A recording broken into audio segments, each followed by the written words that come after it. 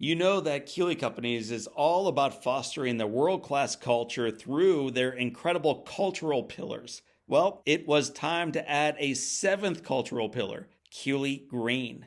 Guided by the mission to raise the sustainability standards by which they design, build, operate, and live, Keeley Green is dedicated to using a holistic approach to leave a positive impact on our environment, create a future that is sustainable for generations to come.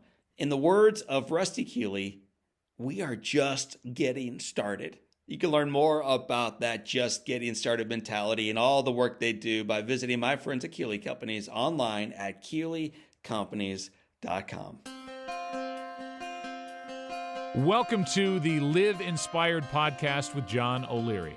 John is the #1 national best-selling author of the book On Fire. He's a world-class inspirational speaker, and he's the host of the Live Inspired podcast.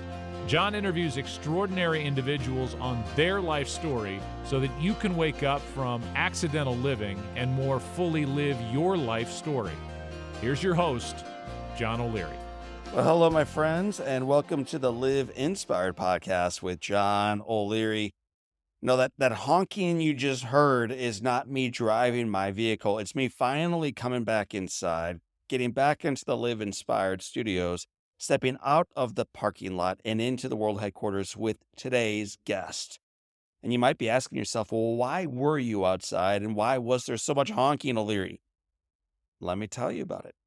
Ben Tracy is with us today live in our studio, and he is an online safety speaker, and he's on a 120-day journey across America. It's known as the Tracy Track. It's a 3,107-mile coast-to-coast run.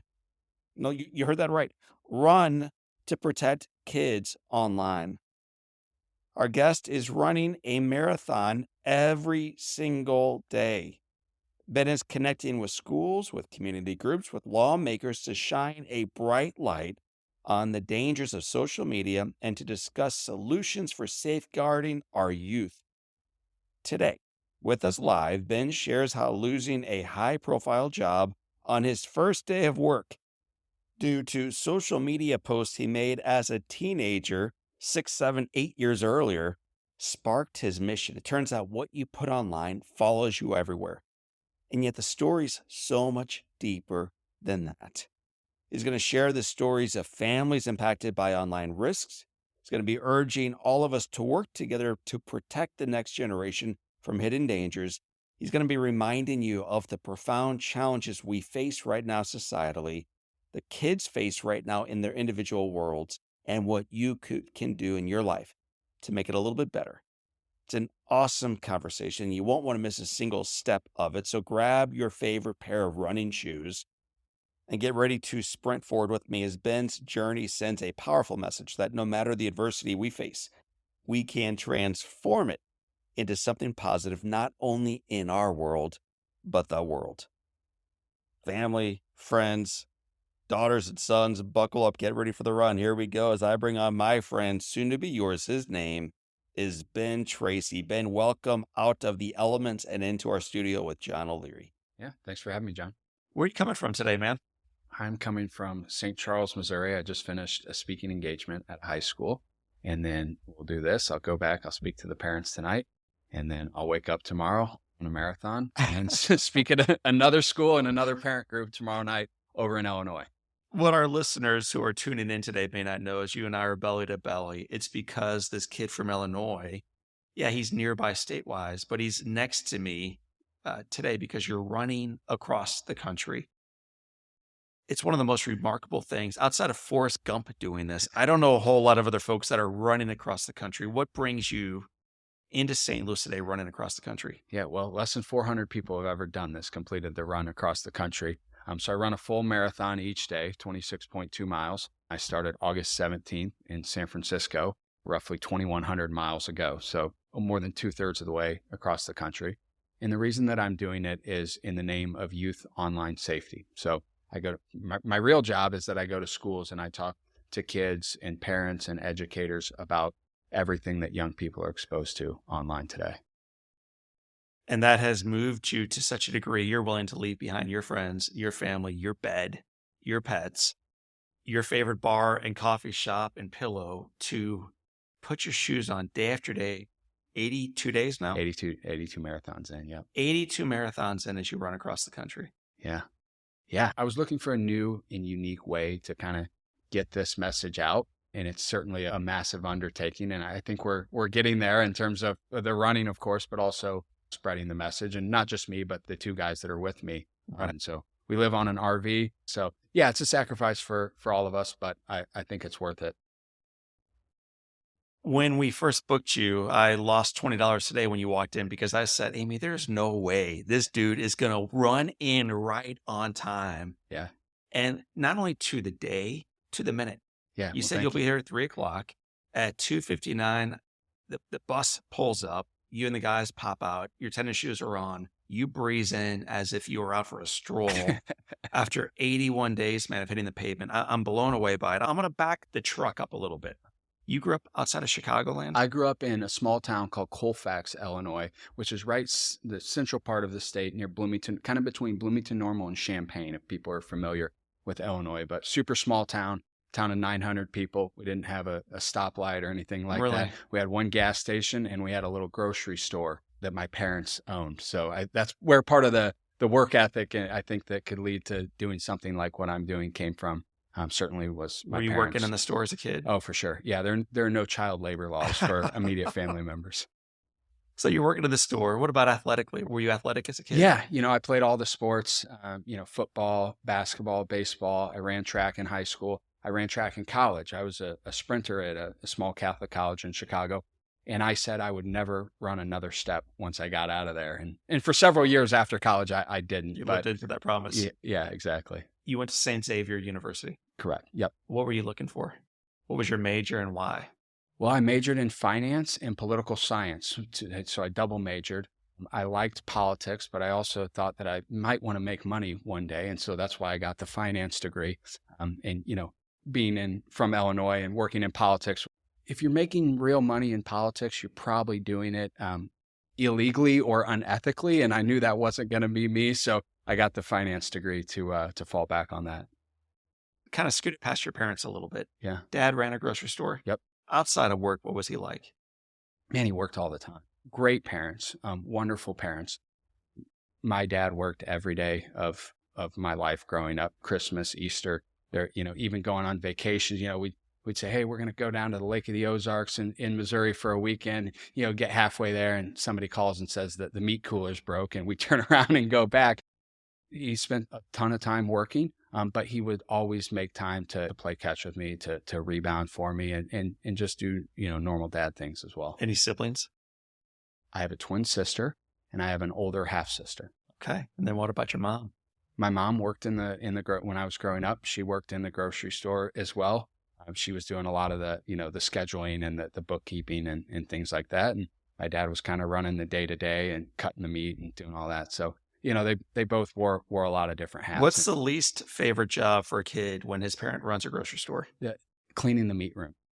So I eat my steaks medium well, and people, I get a lot of crap for that, John. But I say, if you clean blood off of a meat room floor when you were 7 and 8 years old, you probably wouldn't like your steak rare either. That's right. You don't want to see it anymore, man. You saw enough of it as a child.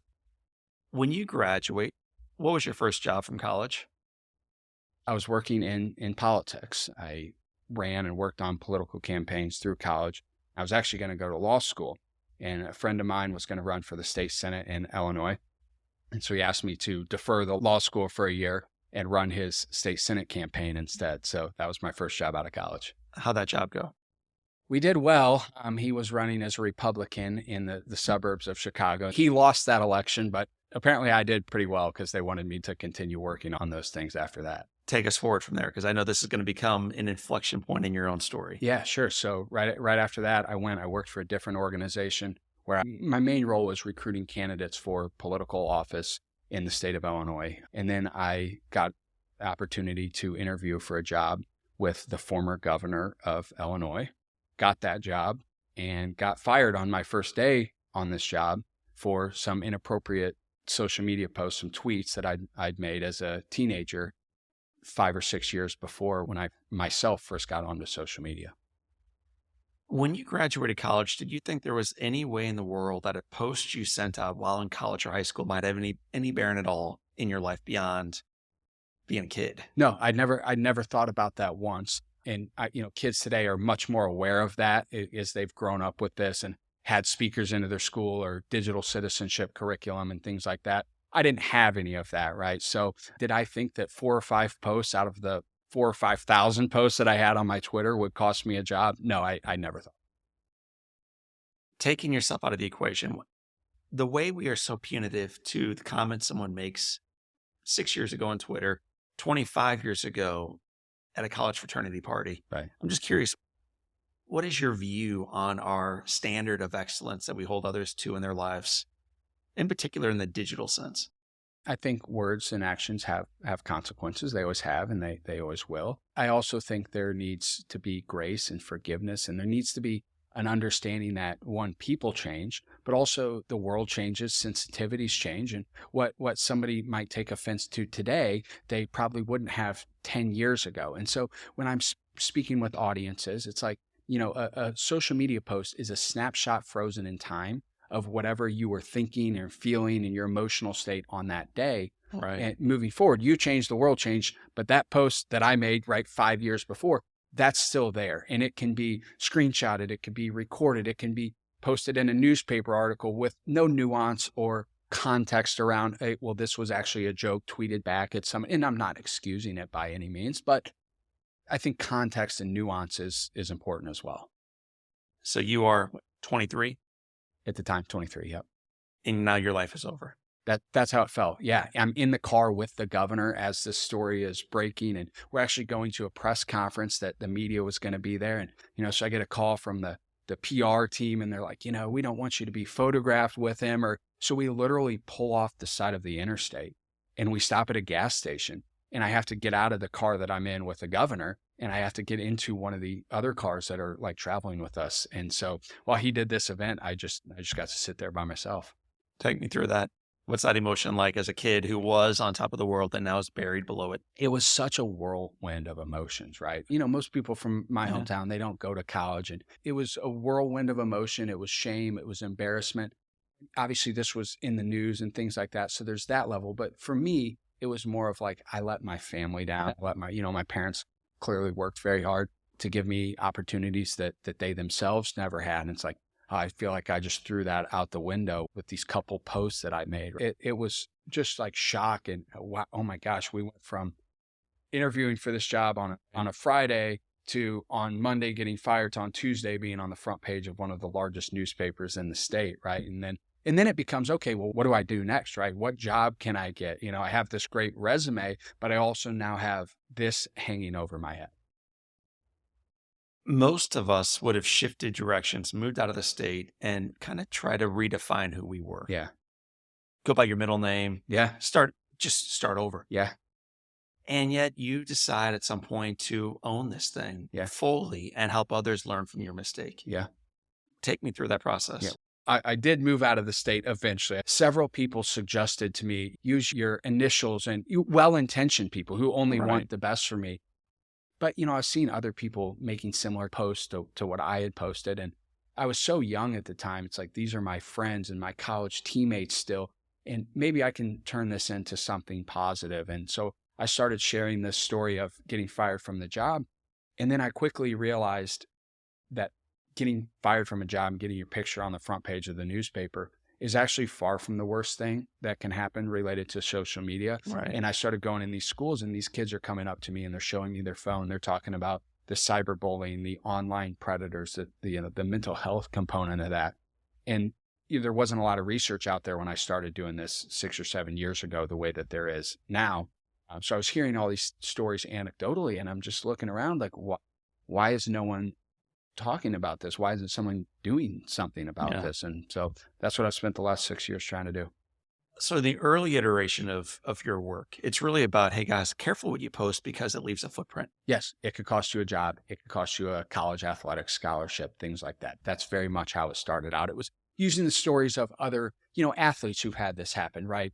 Michael Kopech, who was a pitcher for the White Sox, Trey Turner when he was on the the Braves, sharing those types of stories. And I did a lot of college athletic departments early on. So it was just, this is my story. These are other people.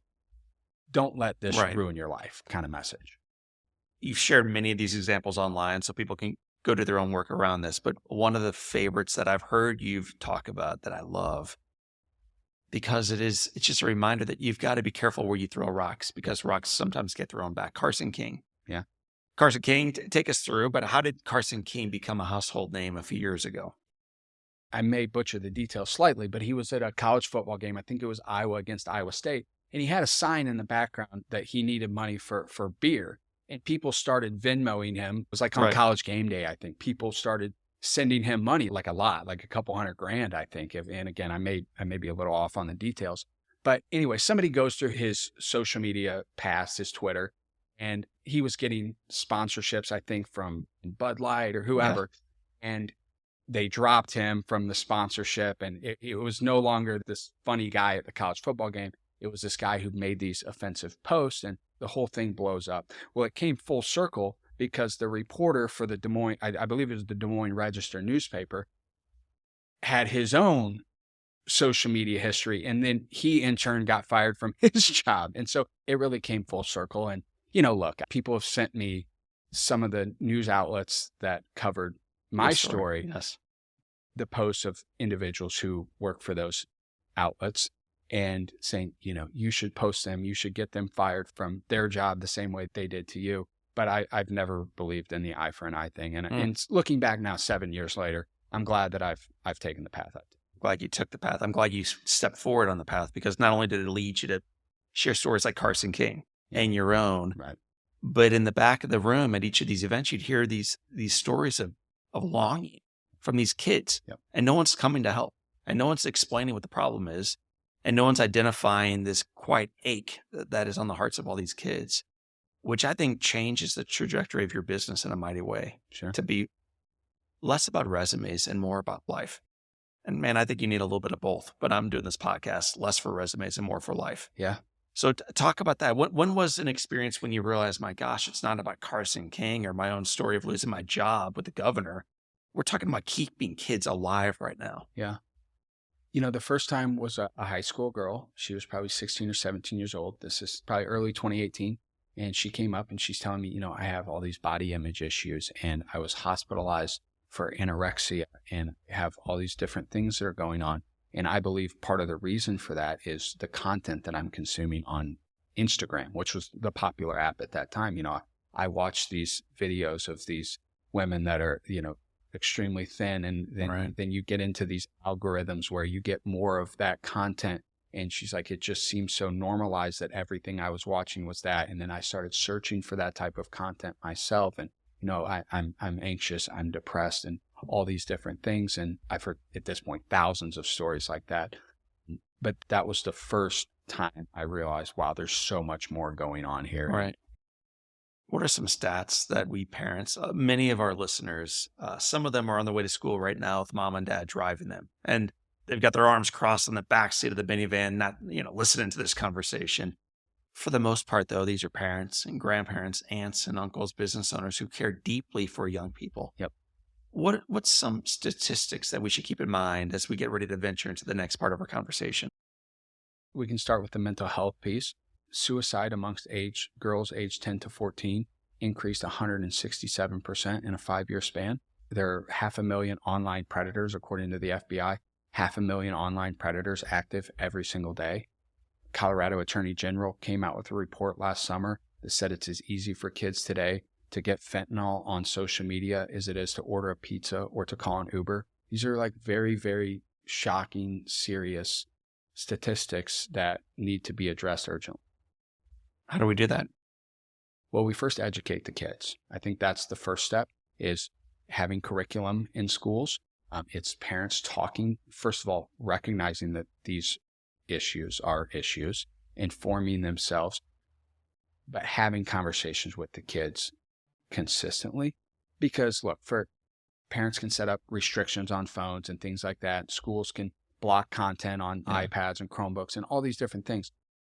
But at the end of the day, if the kids want to get around it, they will find a way to do that. Yeah. They are more advanced than what anyone tasked with monitoring them is. And so I think that's the first step, is educating the students, empowering the parents, right? Encouraging parents to wait as long as possible to give their children smartphones and social media, right? It's schools having policies about social media and now AI and when you can and can't use phones during the school day. And then there, of course, is a legislative side to this, where there are things that can be done at both the federal and state level that would help keep kids safe. So I don't think there's no silver bullet here, right? It's everybody working together in a completely bipartisan way that, look, keep the first things first, which is keeping these kids safe, right? And so it requires everybody being at the same table and having these conversations, because no one of those groups can do it on their own.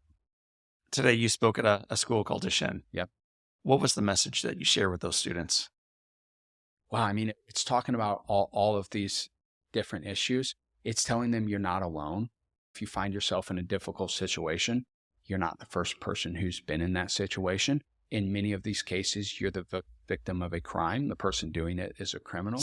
And I'm just going to back up. Some of our listeners, when they hear difficult situation, they may not know how difficult the situations truly are, or at least feel like they are for the young people experiencing them. What are some difficult situations that our young folks might be finding themselves getting into in high school and middle school, college? It's being bullied online, and it's 24/7 bullying. It's not 8 a.m. to 3 p.m. like it was for their parents. And then that person being bullied could go home and get away from it. Now it's every time that child looks at their device, right? That's definitely a difficult situation. It's nude photos being passed around the school. It's falling victim to one of these online predator scams, things like that. And, I always encourage parents, like, flip the script, look at it from the child's perspective. How much courage, how difficult is it to go to your mother, your father, your guidance counselor, your principal, your coach, whomever, and say, I sent something that was inappropriate. Something inappropriate was sent to me. And they're addicted to these devices. So they don't want to, they fear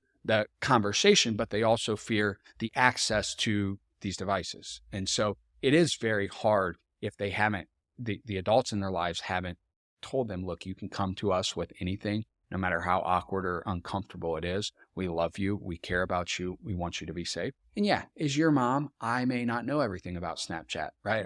Or TikTok, but here's what I know. I know that I love you and I care about you. And most importantly, I can get you the help that you need if you find yourself in one of these situations like I just described. You open the floor up for Q&A with the kids.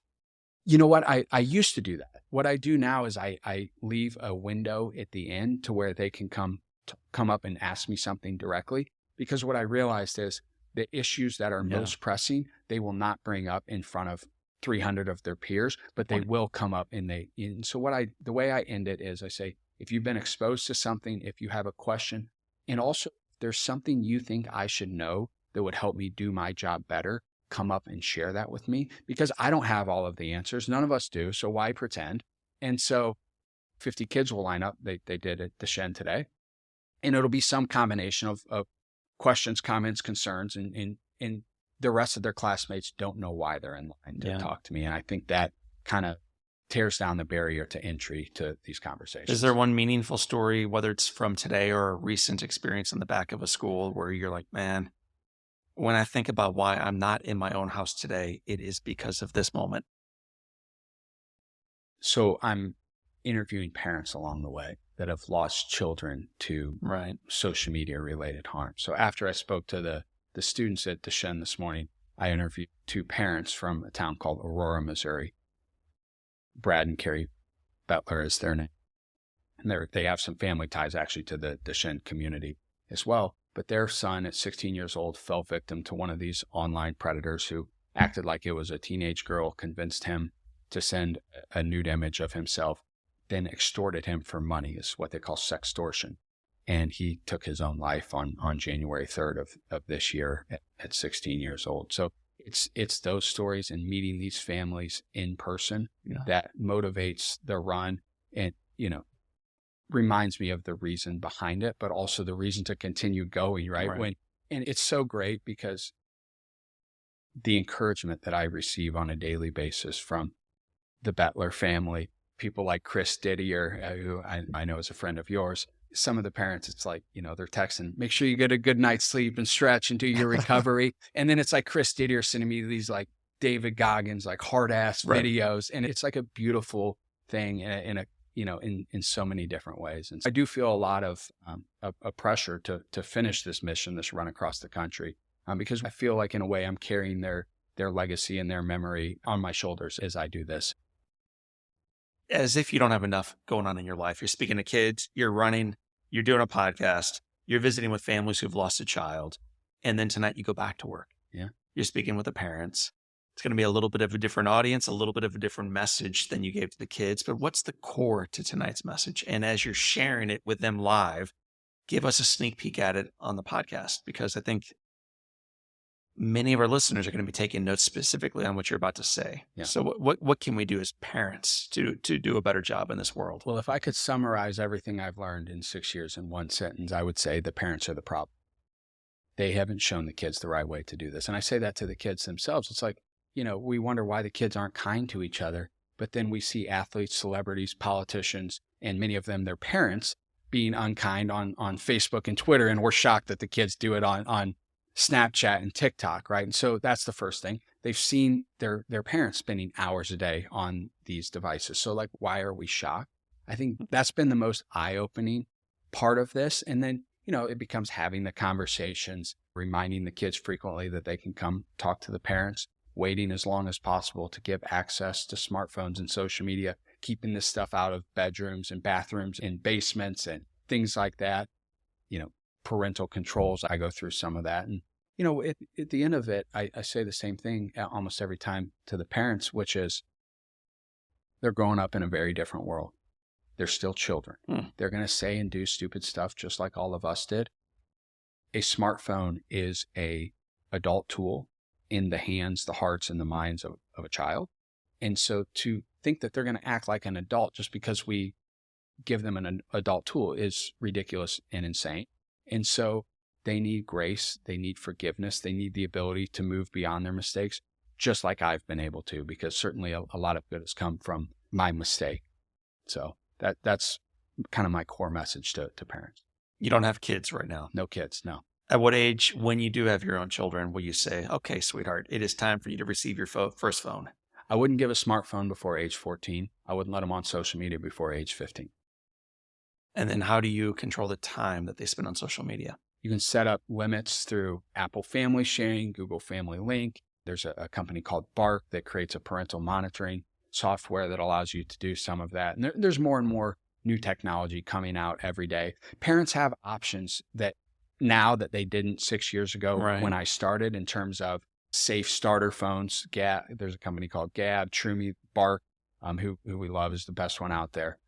They have these safe phones where it can block certain types of content, set up the time limits that you mentioned. There are watches out there. Some people are going back to the old flip phones. But a lot of parents think, well, my only option is an iPhone with all the social media on it. Introduce it progressive.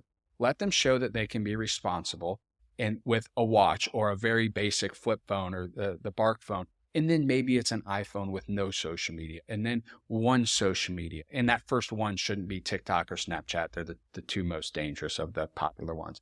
But introduce it progressively. Tell me about that. I mean, most of our listeners, including the one about to ask you the question, shocked to hear that TikTok is dangerous. Yeah. That's just videos, man. Yeah. Videos of cats jumping over flashlights and stuff. Yeah. So how is TikTok? Well, it may start out as that.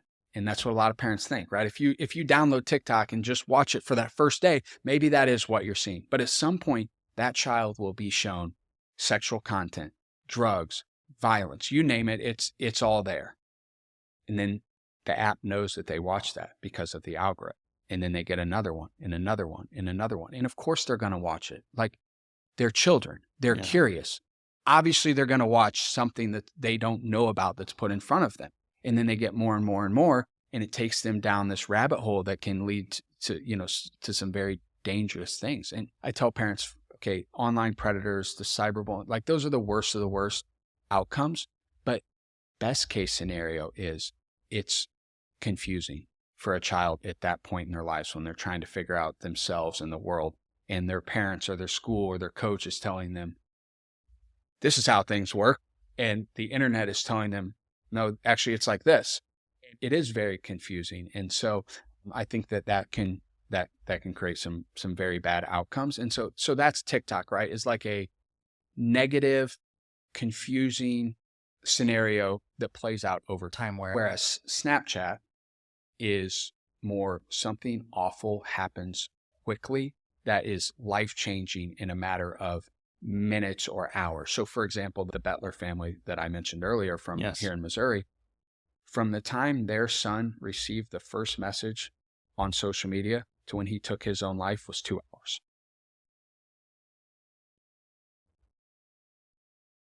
And I'm going to purposely be quiet for a moment because it's so easy in life to race forward. 120 minutes after a message came through, their son was dead. Yeah. What happened in that case?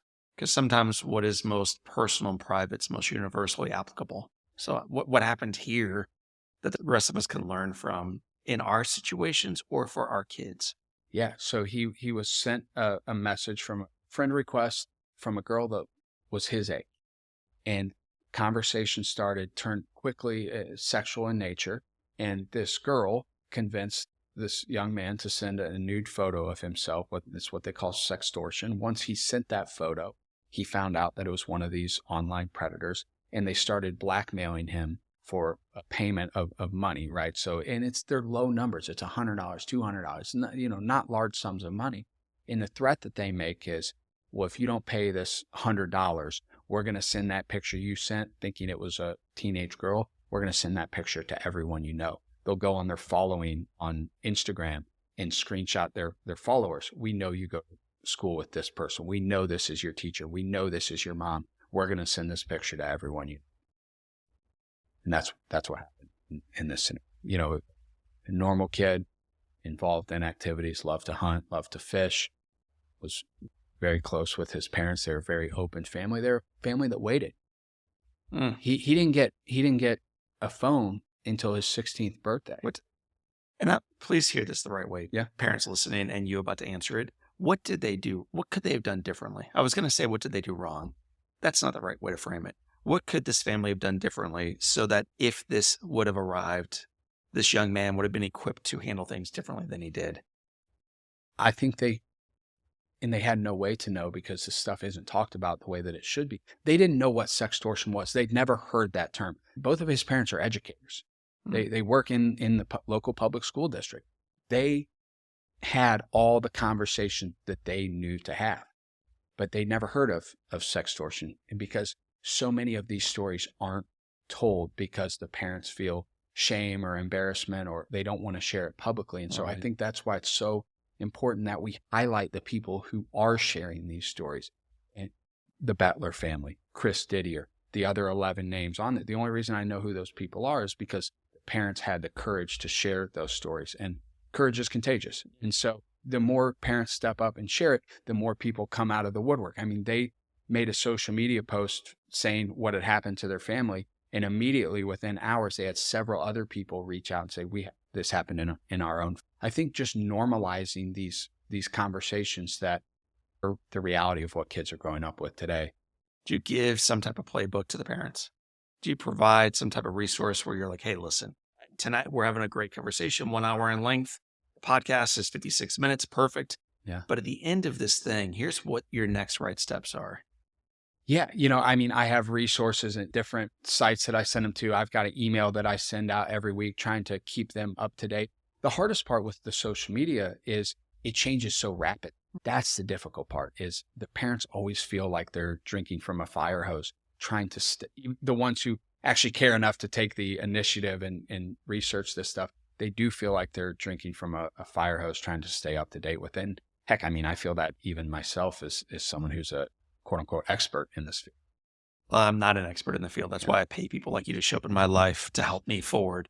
I do have 4 teenagers though, 13, 15, 17, and 19. From the perspective of the guy asking the question or the people listening to our voice who may have given their kids too much freedom, how do you pull that back? It's really hard to pull it back. It really is. Taking the phone away is not always the best option either, right? Because that is their means of communication. If your child is 17 and they're on their smartphone, they're on social media, that's their primary means of communication, and all of a sudden that's gone, well, that creates a whole other set of problems. So what I say to parents is like, don't be too hard on yourself. If you have a 19-year-old and you also have a 12-year-old, well, that 12-year-old should probably be parented differently around this stuff, because we now know more, we know better, and we can all do better. But I meet so many parents that are like, I didn't do any of this stuff. It's like, I didn't even know this stuff was a problem, right? How would you as a parent, right? You want to get the parents when they're in kindergarten, first, second grade, before they've went all in on giving their kids access to this stuff, and get those parents to kind of band together with one another and say, you know what, we're the kindergarten parents at this school. We collectively are going to decide not to give our kids access, because what usually happens is one kid gets a phone in first grade, runs home and tells the parents, Dominoes. Everybody in my class has a smartphone, and nobody truly knows what is the right age. So the parents are like, okay, well, I guess it's time. And then birthdays happen, the holidays happen. And then I come in there and, a lot of times I'll speak to like a group of 3rd to 5th grade. I'll do like 3 to 5, 6 to 8 high school parents. 3 to 5. How many of you have smartphones? And it's like 60 to 70% of them, just because one kid got a phone. Right. And the parents weren't talking to each other enough to know that, no, not everyone does actually. I also think we parent the lowest common denominator. Yeah. Like most things in life, you try to become the best. Yeah. And for many different reasons in parenting, if the Smiths do it, I guess we should do it too. Yeah. Which is a pretty lousy reason to give your kids a supercomputer at any age. Right. So out of the rooms, they go, hold off as long as you can, all these other ideas that you've given to us. You, though, come up with this idea of taking it a step farther in your own life to raise even more awareness. Yeah. Years ago, I decided to ride a bike, maybe 25 miles, to raise some attention, some time, some money for a youth organization that I'm passionate about. 25 miles on my bike, and I felt like a real champ afterwards.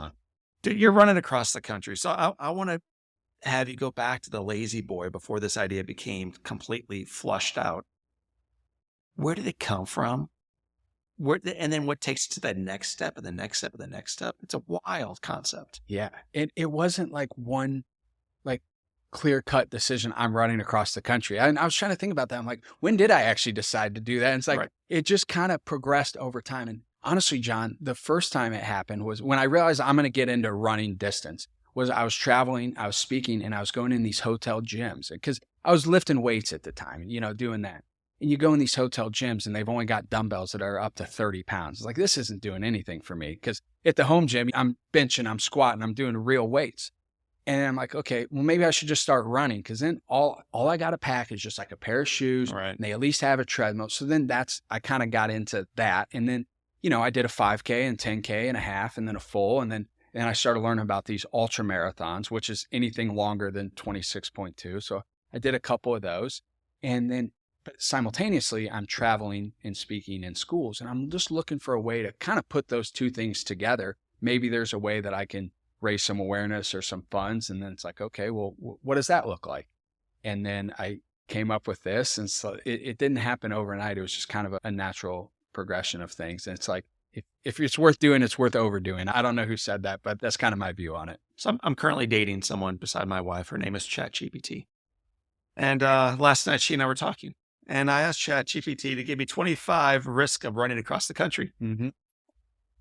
The answers were all over the place, man. But I highlighted it immediately, of course, cranked out 25. Yeah. If I'd asked for 100, it would have easily, happily given me 100. Sure. The first one I'll ask you about, the risk of strain, tendonitis, shin splints, stress fractures. Yeah. That's not 4. That's risk number 1 of running across the country. Uh-huh. Have you been experiencing strains, tendonitis, shin splints, stress fractures? It's the wear on the body. Kind of a constant soreness. So the first 2 weeks I was sore. I mean, I was just so sore. Since then, though, it's kind of been just like a steady state of soreness. I'm over the mileage, right? Just being sore from doing 184 miles a week, right? So I'm over that. It's the, kind of the day to day of, I wear a pair of shoes too long, so my feet start to hurt. And then, blisters and chafing and things like that. Honestly, the worst I've been was like 3 days ago in Eureka, Missouri. I tripped over a curb that I didn't see at all on like mile 25. It's 10:30 at night, and because I'd spoken during the day, so we got started late, and I just fell flat on my face, hit my one kneecap on the pavement pretty hard. So that kneecap's been hurting and my elbows are a little scraped up and stuff like that, but nothing that I've actually been concerned like I won't be able to progress through this. This one surprised me, but it should not have. Isolation and loneliness. Yeah. I know you're surrounded by a couple guys that are working with you and they're your buddies and you love them and they love you. I know you're surrounded by kids during the day and adults at night, but at the end of the day, it's left foot, right foot, left foot, right foot. And Yeah. that's kind of a lonely noise, man, after a while, 26 miles each day. It sure is. Yeah. I mean, it certainly gives you a lot of time to think, a lot of time to listen to conversations like this and podcasts and music, of course. And, the one thing that I'll say aside from social media is when you travel across this country, you realize that most people are actually wonderful, Will you And please say that to my friends who are Democrats and my friends who are Republicans? Because yeah, they need to hear this about themselves and the people who vote differently than they. sure, And I'm serious. Like, sure. it is so divided right now. And one of the things you're doing is you're cutting a line right through the middle of it. Yeah. And you're meeting these people in coffee shops and gas stations and truck stops and where they are as they are. And Yeah. I was going to ask you later on about that, but Man, it's beautiful. It really is beautiful. I mean, the scenery and everything of this run has been incredible, but just the beauty of the people For that sure. you meet is this country is still a wonderful place full of wonderful people. And I always thought that traveling and, talking to the guy sitting next to me on the airplane or in an Uber or whatever, but this has really, really proven it to me. And that would probably be my biggest takeaway, I think, at the end of this, because we have this bus that we have anybody we meet sign the side of the bus where, wherever we meet them or wherever they're from or whatever. And we've had, people with Trump flags, people with Harris flags, the barista was got blue hair and 3 nose rings and like the priest of the Catholic Church. They've all signed it. Right. So, and they all appreciate and respect the mission and they appreciate and respect us as human beings. Right. And so I think that's like getting lost. And we probably have social media to blame for quite a bit of that as well in terms of the division that it stows. Number 15, traffic hazards. I know you dealt with floods recently as you made your way through Missouri, but just talk about some of the traffic hazards as you've gone from the Bay Area, state by state, slowly making your way all the way into Illinois. Yeah. So California, we started the first 3 days. We had no idea what we were doing. Camera guy lost his drone 2 hours in the San Francisco Bay. Then we go up through the south through Lake Tahoe, and the shoulders are about 6 inches wide. And you're trying to figure out, do I run into traffic or do I run with traffic at my back? And so I mostly run into traffic. But then, it's a lot of curves. So you're going around these blind curves, and you don't know if anybody's coming until you get there, right? So then you get to Carson City, you get east of Carson City, and it's all desert. There's one town, Fallon, Nevada, which has an Air Force base. But east of there, it's like nothingness. All of Nevada, it's Highway 50 is my route, which is nicknamed the loneliest road in America. And I mean, John, there are times where there were 100 miles between towns. Like we were having a conversation, our RV only gets 7 miles to the gallon. So do we even have enough gas, even on a full tank, to make it to the next gas station? So that was tough. Then you get the elevation in Colorado. The highest point that I went through is called Monarch Pass, which is about, and then, then you get to the Midwest and you think, okay, it's smooth sailing, it's flat. But Dodge City, Kansas they say, somebody there told me this, so fact check it, but is the windiest place in America. And you also have, again, I don't know if any of this stuff is true, but this was told to me by people in Dodge City, that they slaughter something like 12 or 15,000 cows a day. And so they have to get to the slaughterhouse somehow, which is in these cattle haulers that drive down the side of the highway. So I'm running and the air is passing through these cattle haulers. So anything that's on there is making its way onto me. Yes. Right. And so it's always something. Speaking of the cattle, 16. So right behind traffic hazards was animal encounters. Yeah. So you met some as they were hauled by you on the way to Dodge City. Yep. But you also, I'm sure, met some as you danced around them, hopped over them. Sure. Talk about some of the animal encounters. Oh, well, I mean, there's a ton of dead animals on the shoulder. You see it when you're driving, when you're running. There are really a lot of them out there. And so you kind of have to hurdle them sometimes, and they smell horrible, of course. Our driver encountered a bear in Lake Tahoe, right at the campground bathroom. which that's a whole other, we could have a whole conversation about what campgrounds. I've heard you interviewed on that, man. I have zero interest in asking you anything on it. Rattlesnakes, I saw a few, most of them were dead, but several people who've done this run or walk. They almost made it and they got bit. Yeah, like 3 there's weeks out. Mike Posner, who's a musician. He walked across the country and he got bit in Colorado by a rattlesnake and had to take like, I think, a month off. Psychological toll. That's the last one. The last reason why my friend said, John, you should really be careful before you do this 3,200-mile run is because of the psychological toll. What's that been like?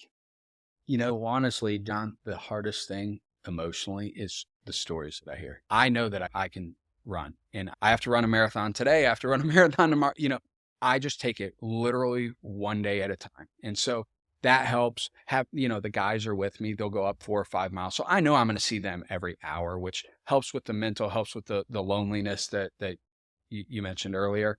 But the hardest thing psychologically, the thing that drains me the most is having the conversations in the schools and the interviews with grieving families. How many names do you have on the back of your RV right now? 11 names, and they're all young people in states that are along my route. Chris Stidger is a friend of mine and lost his son. We had him on our podcast. For those who may not have heard it now in a little while, tell us the story of Zach. Yeah, so Zach Didier was 17 years old, Eagle Scout, straight A student, leading the school musical, just kind of your perfect all-American kid, was contacted by a drug dealer on Snapchat. They tried to sell him some harder drugs. Zach said no. They eventually tried to sell him Percocet, and Zach didn't know what a Percocet was. And they said, well, it's a painkiller. Your dentist would give it to you. And he was an athlete and was working out and lifting weights and stuff. And they said, well, if you take this Percocet, you will be able to recover more quickly and you can run and lift again tomorrow without the pain. And he said, okay, that sounds pretty good. And so him and a few of his friends bought the Percocet, and Zach got what is known as the hot pill, which is fentanyl. And it killed him at 17 years old. And his father, Chris, found him in his bedroom. You remind us through social media that we are one click away from securing these drugs, and we don't even know it. We don't know how easy it is for our kids to secure this. So it's not just everything we've talked about to this point. When the boogeyman is alive and well and lives behind every shadow, how do you help us as parents not lose our mind with concerns for our kids' lives? Because that also isn't healthy, to live in a chronic sense of fear. I think it's making sure that the kids are taught the correct values. I think it's because, look, I mean, there's always a new app. There's always a new feature. There's always a new danger. And we can go around and around and around in that. But it's making sure that parents are teaching their kids how to be good human beings, and everything else can kind of flow from that. It's been so shocking to me as I've done this work, how many parents want to be their kid's friend more than they want to be their parent. And look, I'm not a parent myself, so, take that with a grain of salt. But it's like, when I was growing up, the adult was always right. The teacher was right. The coach was right. And that's kind of gone, where the kid is always right now and the principal is always wrong, or the teacher or the coach is always wrong. And what I think kids need to realize is and probably parents too, the ones who love the kids the most are going to have the highest expectations and be the hardest on them. That's been flipped. Yeah. And I think that contributes to a lot of these issues, social media and otherwise. And maybe we get back to parents being the parents. That might help a lot of this stuff. And I'm always looking for one main message from a podcast like this. And that might be one of them for many of our listeners, including myself. Parents' job is to parent.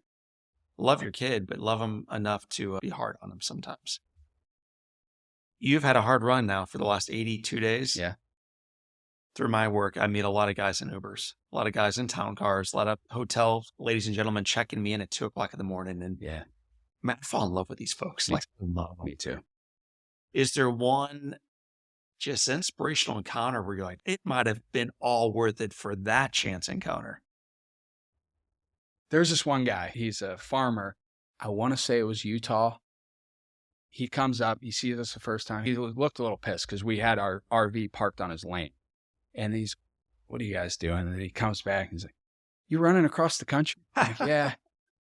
He's like, why? And I tell him kind of the message. He comes back again. He's got $100 bill. I love what you're doing. This is so important. Thanks. He didn't know what Snapchat was or TikTok, but he knew that a phone is a danger to a child. And then we see him again 20 miles up the road. His son lived up there. We just so happened to cross paths with this same old guy again. And he's like, oh, now I want a picture with you guys and I want to sign your bus and all this stuff. And it's just like the guys are like, we just feel like we call them angels. So we just feel like we meet these angels along the way. And it can be such a fleeting interaction. Some of the stuff that they say is just so profound. And you're talking to an angel out there, but it really is beautiful. Forrest Gump aged poorly as he crossed the country on foot. Yeah. Okay, you look great. You look great, Thank man. you. I appreciate that. Truly. Do not look windburned. You do not look sunburned. You look healthy and happy and fit. So that's all very good. Thank you. How has this changed you already in your own heart? So ignoring the mission, I know you're driven forward. You're taking step after step for Zach and everyone else, and to keep those names from being up on the back of your bus. And I appreciate that. Yeah, thank you. But at the end of the day, you're living your life too. So how is this run across the country changing you? It's opened my eyes to the fact that you're not set anywhere. You don't have to stay anywhere. This is obviously very, very difficult, but just the freedom that you have, the freedom to go, to do, to say whatever you want. And that's a beautiful thing in this country. We have sponsors for the run, but none of them have said you have to say this, you have to pitch that. And it's, hey, you're going to run across the country. We support that. So we'll give you a few bucks to help out with that. I feel a lot of freedom with the run of, this is what the pioneers did. It's so cool in that way. We stay in these campgrounds and we live in a bus. It's like, we're not obligated to stay anywhere. And I think that, so many of us get so confined into our everyday lives and going to the same people, same restaurants we've always went to. And this has kind of been a reset for me.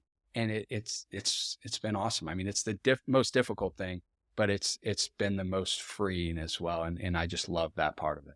Part of your life story, and then I'll get into what we call the Live Inspired 7. We'll start wrapping up our conversation, is that an end for you became the beginning. Yeah. And that's true in all of our stories, but most of us just view it as a cliff, and there goes that. You used that moment as a chance to jump in a new direction, and maybe in a far more life-giving direction for yourself and others than you would have. For those who are listening to our conversation thinking, man, our relationship is over. My business journey is over. My finances stink. My health is brutal. Whatever it is, this country is brutal. For those of us thinking that they've hit this moment and there is no next right step for them, what's your encouragement to them?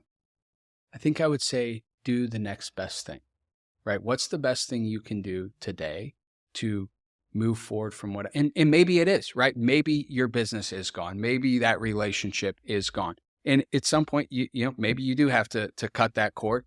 But if either way, what is the next best thing you can do to get yourself, to improve yourself, your family, the current situation you're in? I think for me, it was taking it one step at a time. And I was able to get through my mistake and my experience. And unfortunately, some of the names on our bus, those people had very similar stories to what I had, and they weren't able to.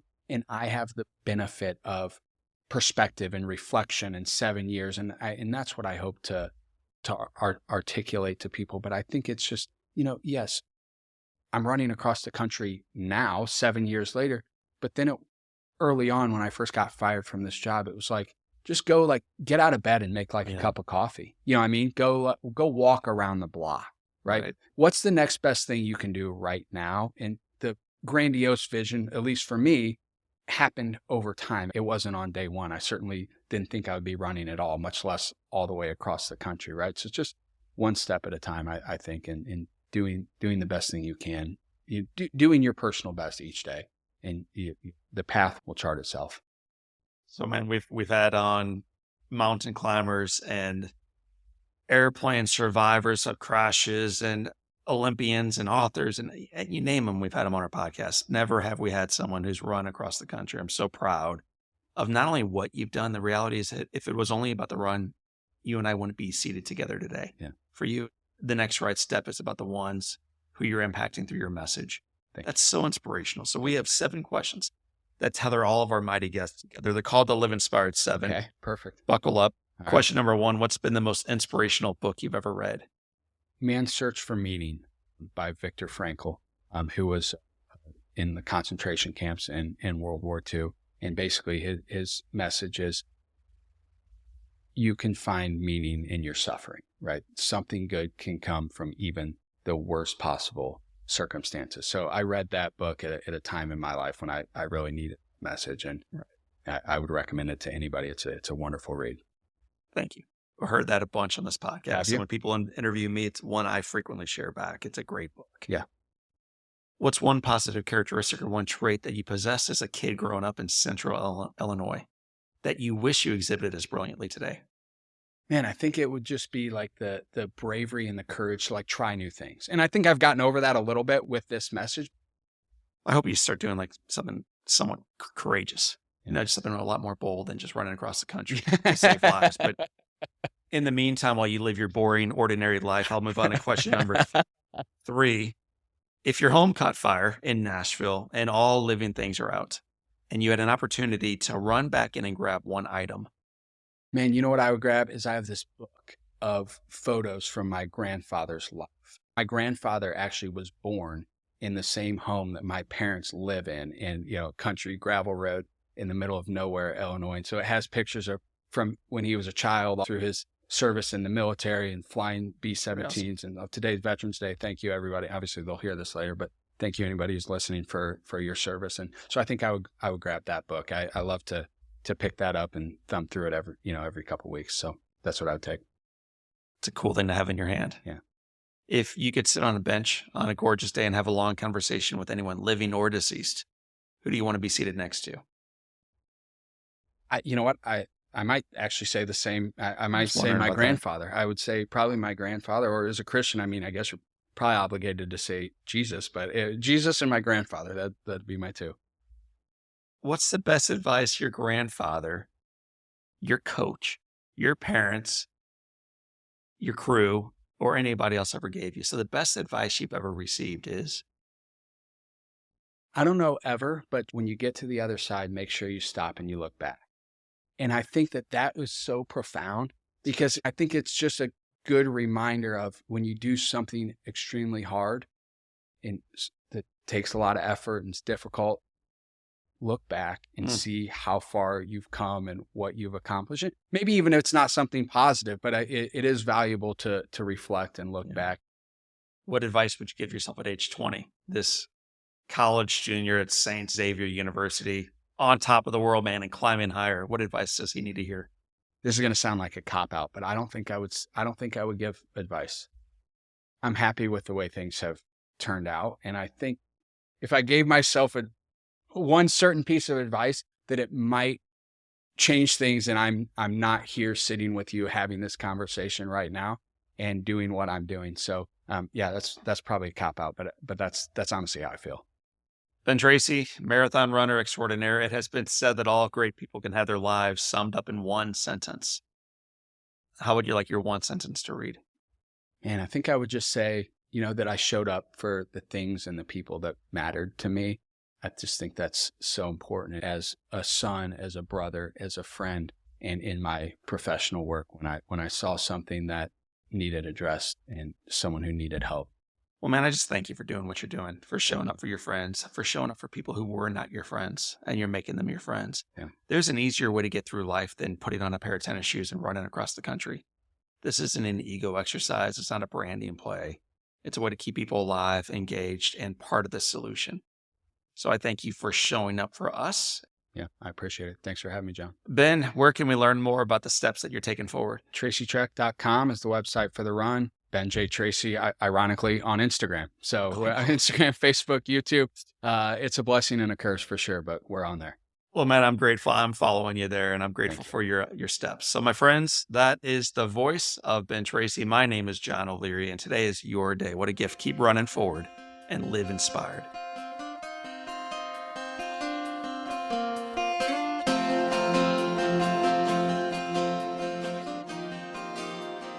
Well, my friends, I was shocked by some of the statistics that Ben shared today regarding youth online. According to the FBI, there are 500,000 online predators actively engaged every single day. The Colorado Attorney General says it is as easy for kids today to get fentanyl on social media as it is to order a pizza or to call for an Uber. And a quote from Ben that I jotted down while he was speaking is this: a smartphone is an adult tool in the hands, in the hearts, and in the minds of a child. Be careful what you give to them.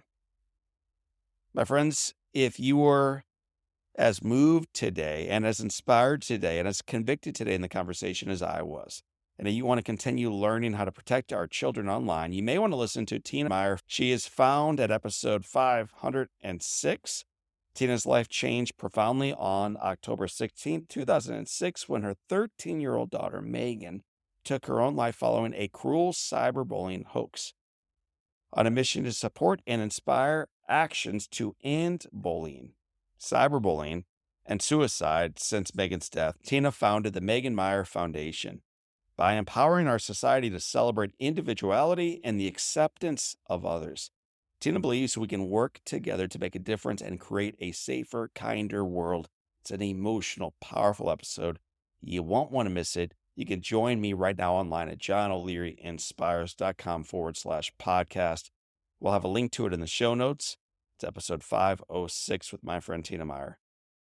My friends, fellow runners, brothers and sisters, I'm grateful that you joined us on the ride this time. I'm looking forward to the next time. So for this time and until then, my name is John O'Leary. Today is your day. What a gift it is. Live inspired.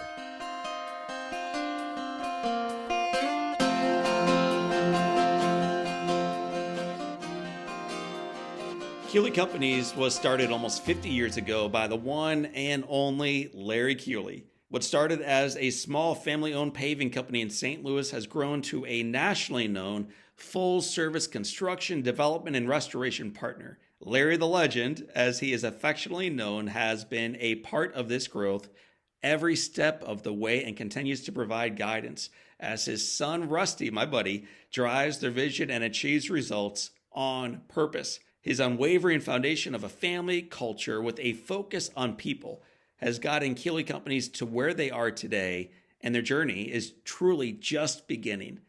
To learn more about Larry the Legend and Keeley Companies, check them out at KeeleyCompanies.com.